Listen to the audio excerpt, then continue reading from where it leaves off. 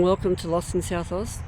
Today we're e-biking, as per one of our last videos where you saw our unboxing. We're at Drycreek. Was it Barker Inlet? Barker Wetlands. Barker Wetlands. Just give me a second, I'll rotate this camera around. Let me think. So these are the little e-bikes that we bought from Audi and put together on the channel. And hopped in the back of the micro there's a cycle track. And yes, we came out via the micro. Anyway, I hope you enjoy the footage. We're just going out exploring and see how it goes.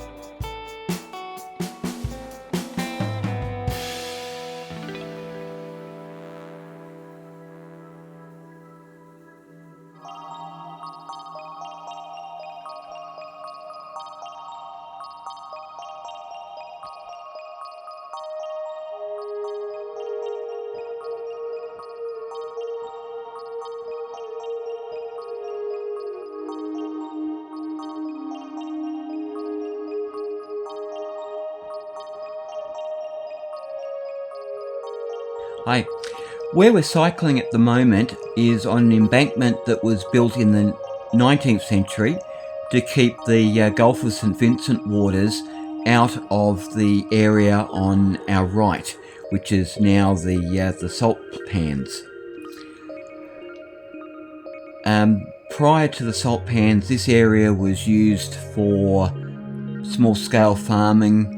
There was also for a short time a small explosives manufacturing facility, but because the area was prone to flooding, that facility didn't last very long. It basically got flooded out. In 1903, what's behind us now, the Drycreek Explosives magazine was built, originally known as the Yatala magazine, to replace the North Arm magazine, which is over on our left. The North Arm magazine was considered too close to the developing Port Adelaide area to be safe, while Drycreek was further removed then from where people lived and manufacturing was. In 1906, the Broad Creek Explosives Jetty, which we're on our way to try and find, and Tramway was built, connecting the jetty to the Drycreek Explosives magazine, and that would enable explosives to be moved to the magazine by barge to the wharf, then loaded onto the horse-drawn tramway and taken to the magazine, keeping it all off public roads. It wasn't considered safe to be taking explosives via public roads, and that was done when they moved the explosives from the old North Arm magazine to the new magazine at Drycreek. That was done along the roadway. So the tramway began operation around 1906. In 1936, the area that the tramway went through was leased for salt mining. Water being let in from the seawater from the Gulf into the salt pans. The water evaporated, leaving salt behind. One of the conditions of the lease for salt mining was that the tramway, which went right through the salt fields, was left undisturbed, so that the SA government could continue using it for shifting explosives. However, only a little over 10 years later, all explosives from Victoria, where they were frequently manufactured, was actually being taken by railway to Drycreek railway station, and the tramway was continued from Drycreek railway station to the Explosives Depot, and that reduced the need for explosives to come in by barge to the wharf. It took until 1965 before a decision was made finally to close the tram line, and the horses were sold off, and the track was pulled up in 1966, basically because explosives were now being shipped by rail. And further, by 1978, the introduction of ammonium nitrate and other technology changes in explosive manufacturing removed the need for storage facilities such as Drycreek magazine. Basically, if you needed explosives, it was able to be manufactured on site locally rather than have to be stored more safely in bigger facilities. By 1995, the magazine depot closed, and the magazine depot, and I understand the remnants of the wharf were placed on the State Heritage Register, which doesn't mean it gets preserved well, but it is recognised as a significant historic site. Now, at the time we were biking, we weren't sure, we knew roughly where the wharf was. We weren't sure if the track we were on, following the old embankment to keep the seawater out, was going to find the what have we found here? We're at the end of the Dry Creek to Broad Creek Explosives Tramway. And this is where they unloaded the explosives. This probably? is where they brought them in by boat. Wait, let's not point that way while we're pointing this way. Okay. But over this way, that would have been where the horse would have come across. Roughly speaking, that's why that telegraph tramway. pole's there. It's marking the way. Yeah. So,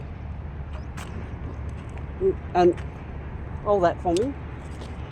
And around here is an old boat, like an old barge. Maybe they used for the haulage. Could be.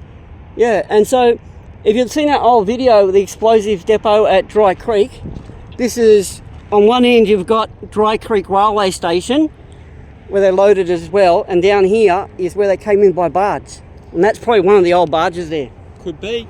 Anyway, let's go have a look, eh? And loaded onto the horse tramway. I'm just going to turn this bike vehicles. off. I'll just turn the bike off. And I'm not going to ride down here. Back to Dry Creek. And if you actually see down here, there's actually an old railway track. Oh, yeah. Right? So that's where the end of the line was. So the Explosives Railway was horse-drawn explosive vans, like I'm seeing an old sleeper still too.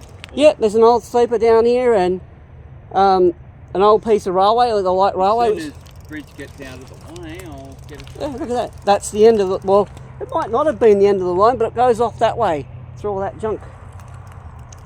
But there's bits of old broken bits of rusty metal and stuff there. So we'll come down this way and have a look and see what we see. There's an old boat in there too, an old fishing boat. We'll go see if we can find the old wharf.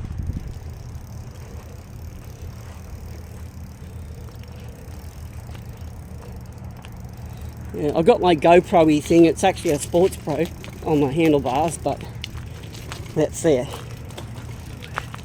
Whoa. Well, there's actually a branch in the way here.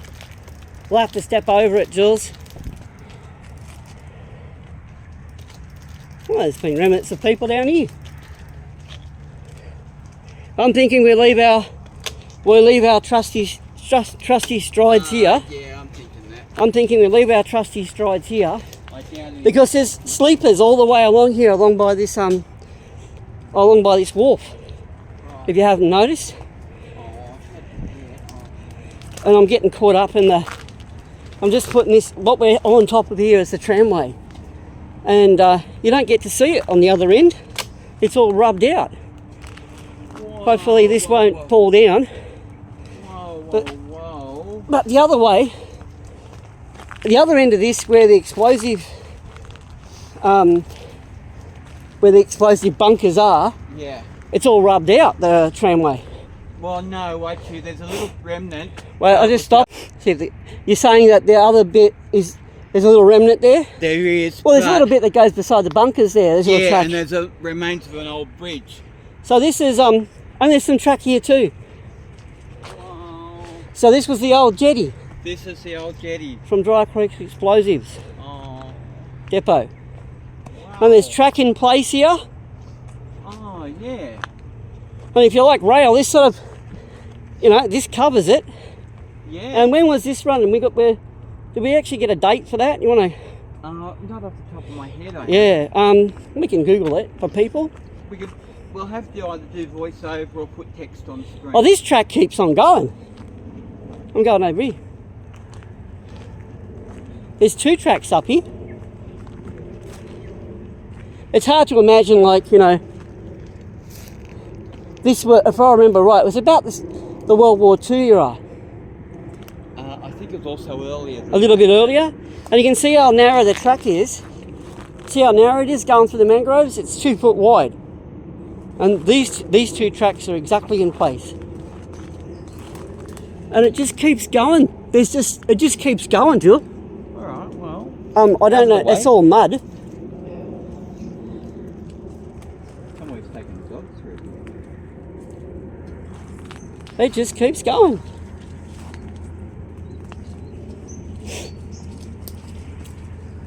I mean, it's not what we think about with light rail, but it is light rail. and the kind that goes bang bang. Julie's just trying to think, how far along does it go up through there? Not very far before it disappears into mangroves. Or just the tracks disappear completely? Well, I'm going to go to the end.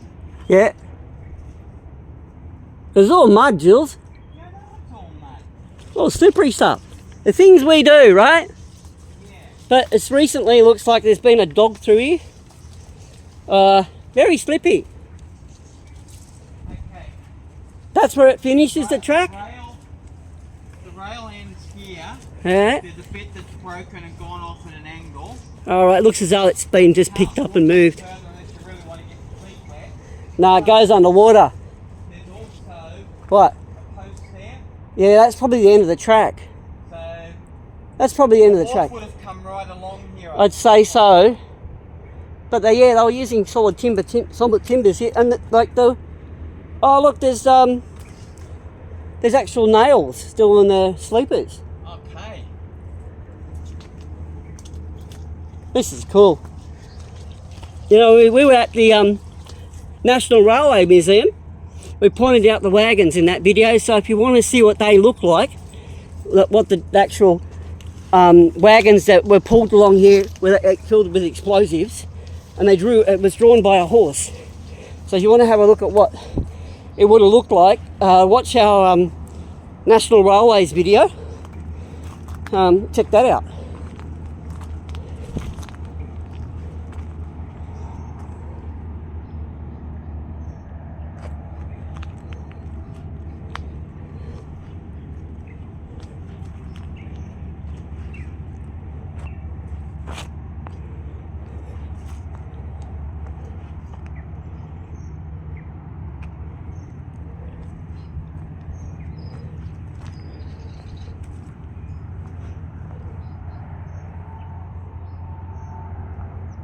But yeah, the wharf is long gone. That's the remnants of that's what's left of it.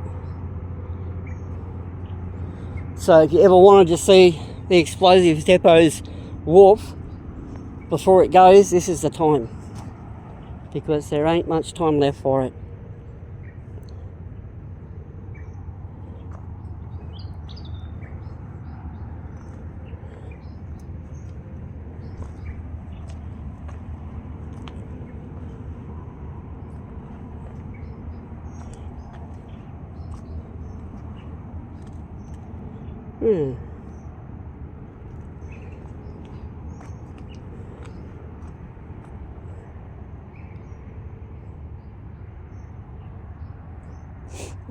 But yeah, the barge is on the other side of this little bit, so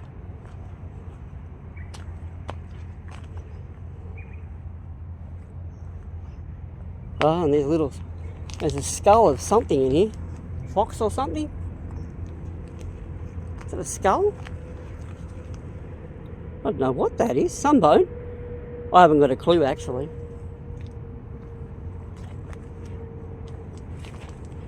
See if I can find out what happened to Jules. There's a conduit there, and some conduit there.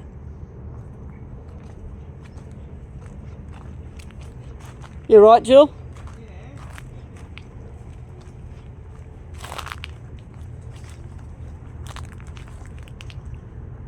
Make your way through, don't. I'm documenting, Bridge. Yeah, I know. This wharf hasn't got very long to go, has it? And for some reason, those pipes go into that pole, and they're long gone. So it was solar powered for something. Maybe there was dock lights or something at one point. It's actually quite muggy.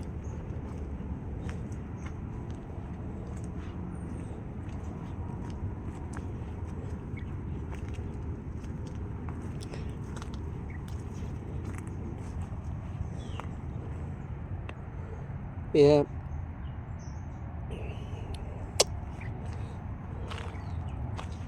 It's amazing how the track itself is still here, even though it's got some rust on it.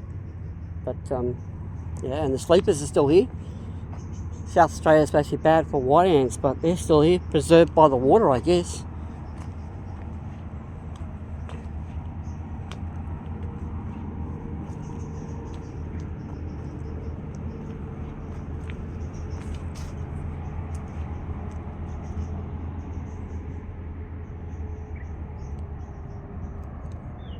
Last look at this, please. Just one last look at it. You know, in not too distant future, this will be gone. Yeah. I'm surprised this is still here. Yeah, I'm actually, because there's a bit of track in here as well, just so. Possibly, yeah. And it's just, this is all that's left of it. Yeah. And I guess it's been here for over 100 years, right? Well, close to 100 close years. to it. Yeah. I'll have to look up the dates. We have to look at the dates up because we think it was before the Second World War. Yeah, but or just before it. We weren't sure if we were going to be able to get out here today, so I didn't research it. You got a mozzie on your face. Oh, have I? Yep. If you don't hit it, you'll end up with frost fever or something. Oh, okay. Anyway, this is just awesome that we got to get out here, and I'm hoping that I got some footage with the sports camera, and I hope some of that's useful and fun to watch.